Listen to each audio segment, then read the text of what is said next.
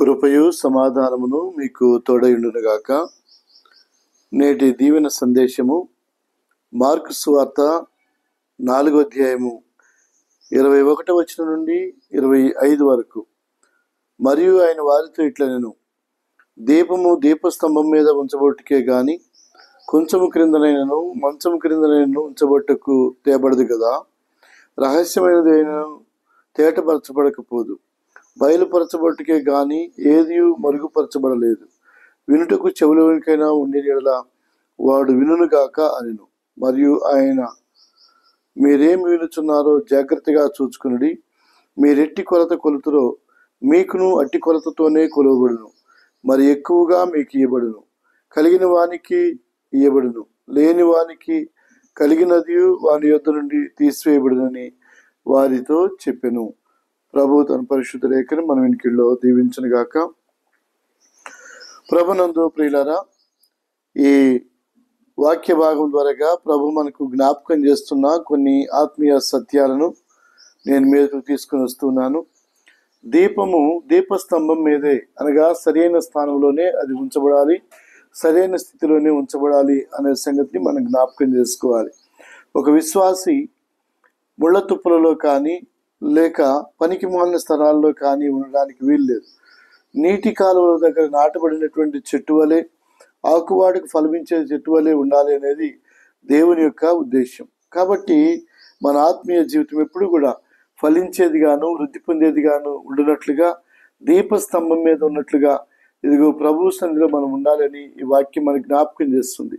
దీపములో నూనె ఉన్నంత కాలము అది చక్కగా వెలుగుతుంది, లేకపోతే ఆ ఒత్తి కాలిపోతుంది.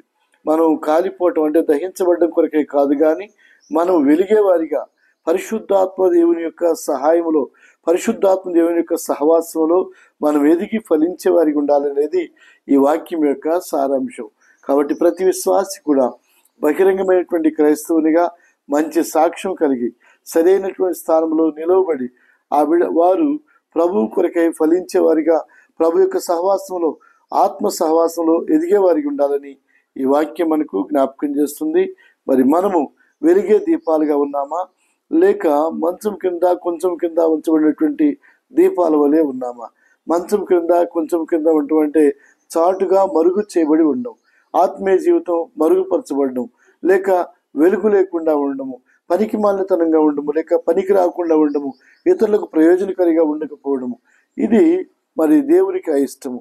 అయితే ఇదిగో ఒనేసిమును గురించి పౌలు గారు రాస్తూ, ఇతడు మునుపు నిష్ప్రయోజనమైన వాడే, అయితే ఇప్పుడు క్రీస్తు యేసునందు ఇతడు నీకును నాకును ప్రయోజనకరమైన వాడే అని ఫిలెమోనుకు రాసిన లేఖలో రాస్తాడు. కాబట్టి ఈ రోజున దేవునికి, సమాజానికి, సంఘానికి ప్రయోజనకరమైన వ్యక్తులుగా ప్రభు మన ఆత్మీయ జీవితాన్ని దీవించి బలపరిచి నడిపించునుగాక.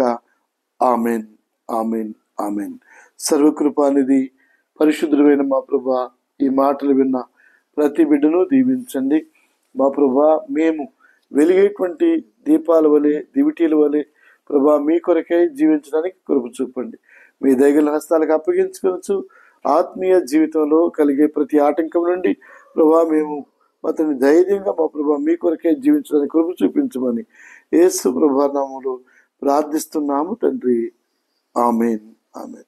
సమస్త జ్ఞానములకు మించిన దేవుని సమాధానము మన హృదయములకు, తలంపులకు యేసు ప్రభు వారి వలన తోడయుండును గాక. ఆమెన్. God bless you. ప్రభునందు ప్రియ దేవుని బిడ్డలారా, మీ ప్రియమైన దైవజనులు reverend Arimanda Solomon Raju, Sudha Solomon Raju, Vanasthalipuram, Hyderabad. God bless you.